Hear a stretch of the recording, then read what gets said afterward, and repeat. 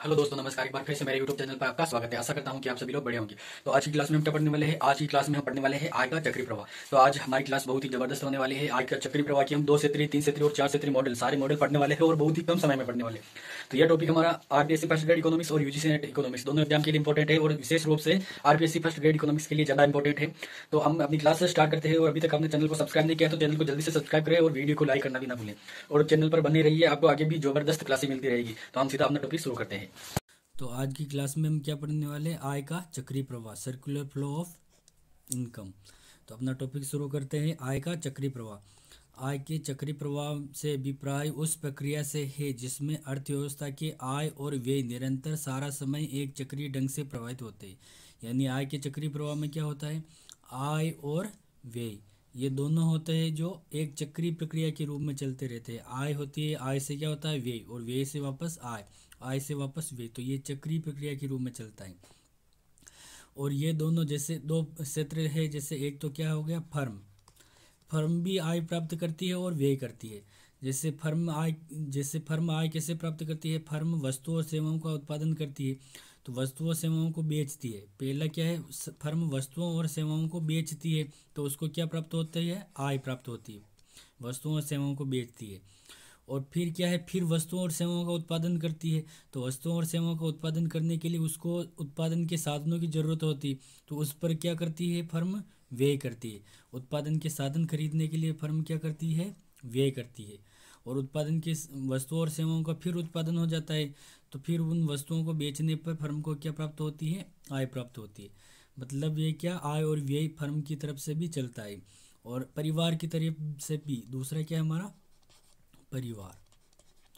तो परिवार की तरफ से भी हमारा क्या चलता है? आय और व्यय। जैसे परिवार क्या करते हैं? साधन सेवाएं उपलब्ध कराते हैं। क्या है? परिवार साधन सेवाएं उपलब्ध करवाते हैं, जिससे परिवारों को क्या प्राप्त होती है? आय प्राप्त होती है। फिर फर्म से वस्तुओं और सेवाओं को खरीदते हैं, तो उस पर क्या करते हैं? परिवार व्यय करते हैं। तो इस प्रकार फर्म में भी आय और व्यय चलता रहता है। तो यही हमारा आय के चक्री प्रवाह होता है। अब हम आगे समझते हैं। देखिए मौद्रिक प्रवाह क्या होता है। देखिए हमारी एक तरफ तो क्या है? फर्म, और दूसरी तरफ क्या है? परिवार। तो फर्म परिवारों से क्या खरीदती है? फर्म खरीदती है उत्पादन के साधन, और उनके बदले फर्म परिवारों को क्या देती है? उन साधनों का भुगतान, साधन आय का भुगतान। क्या है? साधन आय का भुगतान। साधन आय का भुगतान। जो फर्म ये साधन आय का भुगतान करती है, ये क्या? मुद्रा के रूप में करती है। इसका मतलब क्या है? यह मौद्रिक प्रवाह है। अब साधन आय क्या होती है? साधन आय।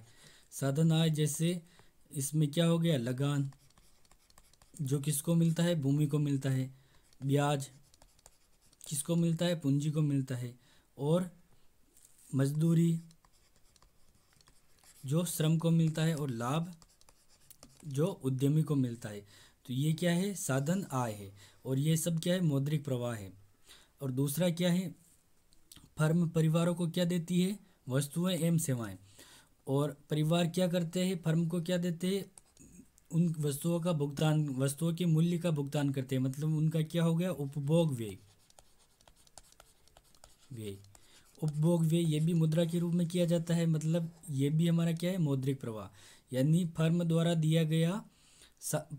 दी गई साधन आय और परिवारों द्वारा दिया गया उपभोग व्यय, ये दोनों क्या है? मौद्रिक प्रवाह है। जबकि जैसे परिवार फर्म को क्या उपलब्ध कराते हैं? उत्पादन के साधन, श्रम, भूमि, पूंजी और सांस। ये क्या है? ये हमारा वास्तविक प्रवाह। और फर्म वस्तुएं देती है परिवारों को, तो ये भी हमारा वास्तविक प्रवाह है। तो आशा करता हूँ कि वास्तविक और मौद्रिक प्रवाह आपको अच्छे से समझ आ गया होगा। अब देखिए द्विक्षेत्रीय अर्थव्यवस्था में आय का चक्री प्रवाह। अब द्विक्षेत्रीय अर्थव्यवस्था में आय का चक्री प्रवाह, इसमें क्या होता है? 2 क्षेत्र होते हैं। पहला हमारा क्या होता है? परिवार, और दूसरा क्या होता है? हमारा फर्म। तो इन दोनों के बीच आय चक्रीय रूप से घूमती रहती है। देखिए आय के चक्रीय प्रवाह में 2 क्षेत्रीय मॉडल में अर्थव्यवस्था में केवल 2 क्षेत्र परिवार तथा फर्म के बीच होने वाले चक्रीय प्रवाहों या मौद्रिक प्रभाव का अध्ययन किया जाता है। इसमें केवल 2 क्षेत्र होते हैं। और इसमें बता देता हूँ कि इसमें अर्थव्यवस्था क्या होती है, बंद होती है, क्योंकि इसमें कोई विदेशी व्यापार नहीं होता है। और दो क्षेत्र परिवार और फर्म है, मतलब सरकार भी नहीं। एक तो क्या है, विदेशी व्यापार नहीं होता है क्योंकि अर्थव्यवस्था बंद होती है, और सरकार भी नहीं होती है इसमें। अब देखिए मैं यहाँ पर समझा देता हूँ। जैसे एक तो क्या हो गया हमारी फर्म, दूसरा क्या हो गया परिवार। तो फर्म परिवारों को, जैसे सबसे पहले फर्म को क्या करनी है, वस्तुओं का उत्पादन करना है। तो फर्म परिवारों से क्या खरीदती है, कारक सेवाएं। क्या खरीदती है, कारक सेवाएं। फर्म परिवारों से क्या खरीदती है, कारक सेवाएं। और उनके बदले फर्म परिवारों को क्या देती है, आय का भुगतान करती है। जो सेवाएं परिवार फर्म को देते हैं उनकी आय का भुगतान परिवार को करती है फर्म। फिर फर्म के पास वस्तुएं एवं सेवाएं होती है, उनको परिवार खरीदते हैं वस्तुएं एवं सेवाएं। और परिवार फर्म को क्या प्रदान करते हैं, उन उपभोग व्यय। जो वस्तुएं सेवाएं परिवार खरीदते हैं उनका व्यय करते हैं फर्म पर। और फिर फर्म फिर वापस साधन सेवाएं खरीदती है परिवारों से और उनका भुगतान। इस प्रकार ये चक्रीय प्रक्रिया के रूप में चलती है। अब देखिए, जो परिवार फर्म को क्या उपलब्ध कराते हैं, कारक सेवाएं। तो कारक सेवाएं कौन कौन सी है, जो उत्पादन के साधन, भूमि पूंजी श्रम और सांस। और इनके बदले जो फर्म परिवारों को क्या करती है, आय का भुगतान। तो आय का भुगतान, जैसे भूमि को क्या मिलता है, लगान। पूंजी को क्या मिलता है, ब्याज। और श्रम को क्या मिलता है, मजदूरी। सांस को क्या मिलता है, लाभ। अब देखिए, कारक सेवाएं और वस्तुएं व सेवाएं। एक तो क्या है, कारक व सेवाएं, और वस्तुएं एवं सेवाएं, ये दोनों क्या है, वास्तविक चर।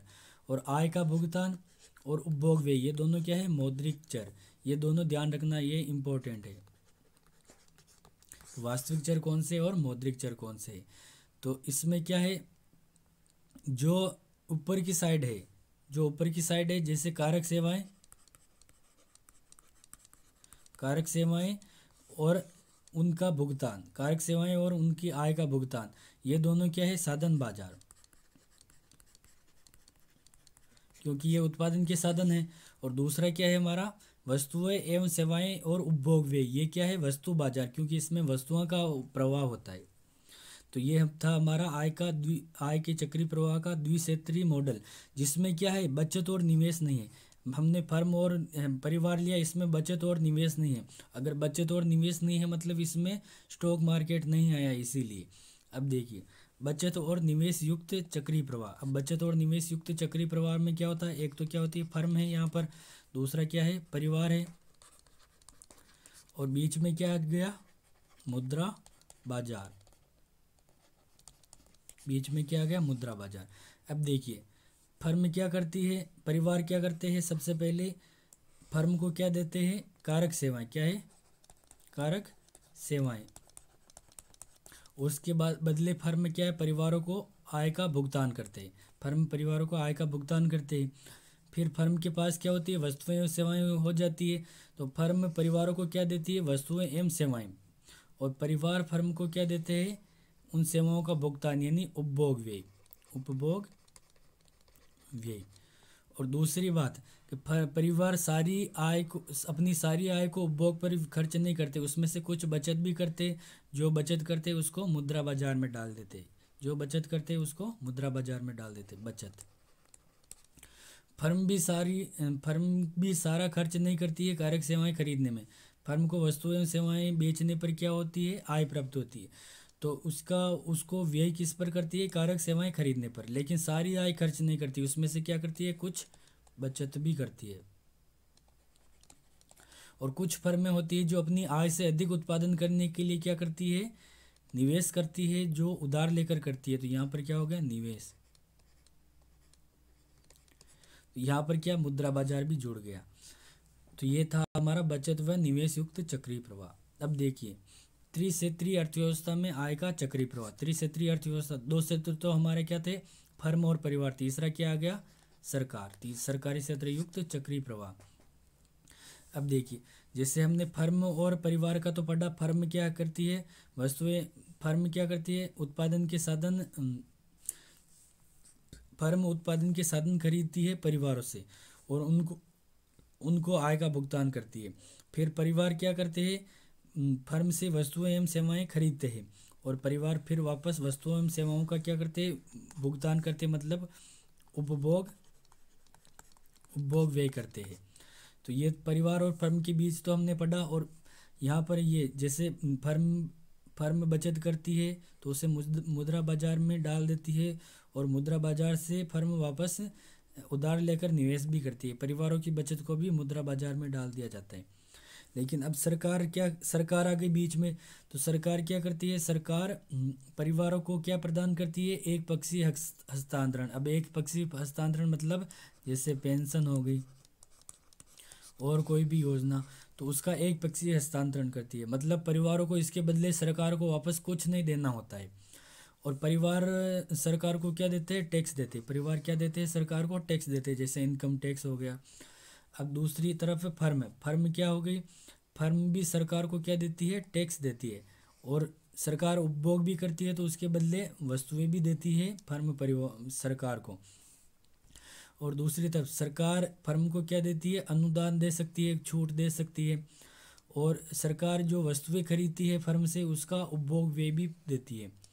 तो ये सरकार और फर्म के बीच हो गया। अब देखिए सरकार भी कुछ बचत करती है, सरकार भी क्या करती है, बचत करती है।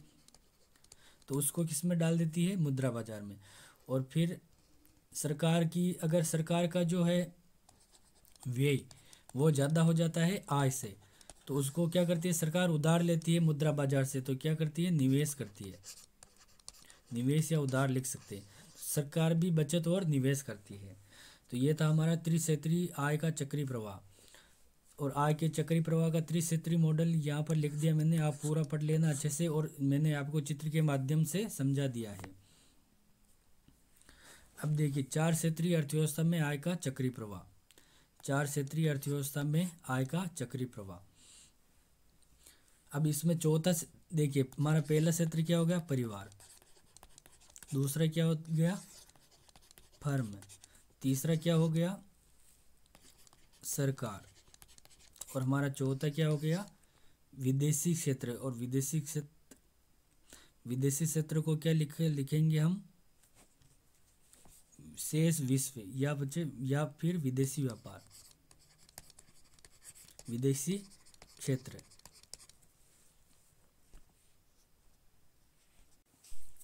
अब देखिए हमारे जो परिवार, फर्म और सरकार, इन तीनों के बीच में हम त्रिक्षेत्रीय मॉडल में जैसे पढ़े वैसे ही इन तीनों के बीच में रिलेशन है। अब हमारा चौथा क्षेत्र क्या आ गया, विदेशी क्षेत्र। तो अब विदेशी क्षेत्र के साथ कैसे होगा, तो देखिए ये हमारा है शेष विश्व, जो विदेशी क्षेत्र है। तो शेष विश्व से जो उत्पादक फर्में हैं वो क्या खरीदती है, उससे क्या खरीदती है, वस्तुएं एवं सेवाएं खरीदती है। फर्में खरीदती है वस्तुएं एवं सेवाएं। तो उसके लिए आयात भुगतान करती है। फर्में क्या करती है, आयात भुगतान करती है शेष विश्व को। और दूसरी तरफ जो उत्पादक फर्में है वो विदेशों में वस्तुओं का भी निर्यात करती है। तो उसके बदले में क्या होती है, निर्यात आय प्राप्त करती है। तो यह ध्यान से समझना, वापस बता देता हूँ एक बार, कि जो शेष विश्व है वो उत्पादक फर्मों को क्या देती है, वस्तुएं एवं सेवाएं। वस्तुएं एवं सेवाओं को मतलब क्या होती है, उत्पादक फर्में आयात करती है, तो आयातों के बदले क्या करती है, शेष विश्व को आयातों का भुगतान करती है। और दूसरी तरफ उत्पादक फर्में विश्व को क्या देती है, वस्तुएं एवं सेवाएं जो देश में उत्पादित हो रही, तो उसके बदले में क्या करती है, वापस भुगतान आय की प्राप्ति होती है, जो क्या है, निर्यात आय कहते हैं जिसे।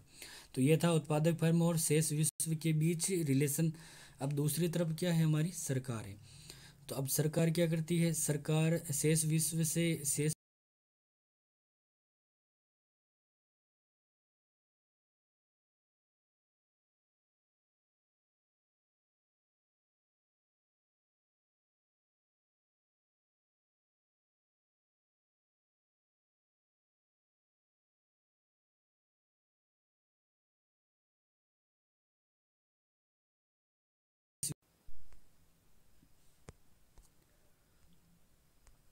अब देखिए आय के चक्रीय प्रवाह का चार क्षेत्रीय मॉडल में हम थ्योरी के रूप में देख लेते हैं।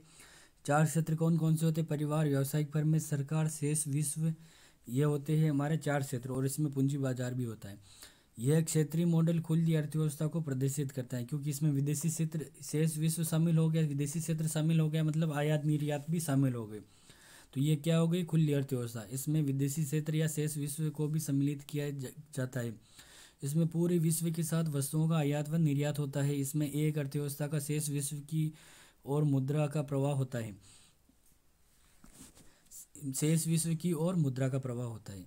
अब देखिए, शेष विश्व क्षेत्र के समावेश होने पर आयात व निर्यात का भी आय के चक्रीय प्रवाह पर प्रभाव पड़ता है। तो यह था हमारा आय का चक्रीय प्रवाह का 4 सूत्री मॉडल। तो ये हमारा वीडियो कंप्लीट होता है। और अगर आपको क्लास अच्छी लगी हो तो चैनल को सब्सक्राइब करें, जल्दी से अपने दोस्तों को शेयर करें, और आगे भी आपको अच्छी अच्छी क्लासें मिलती रहेगी। और वीडियो पूरा देखने के लिए आपका धन्यवाद।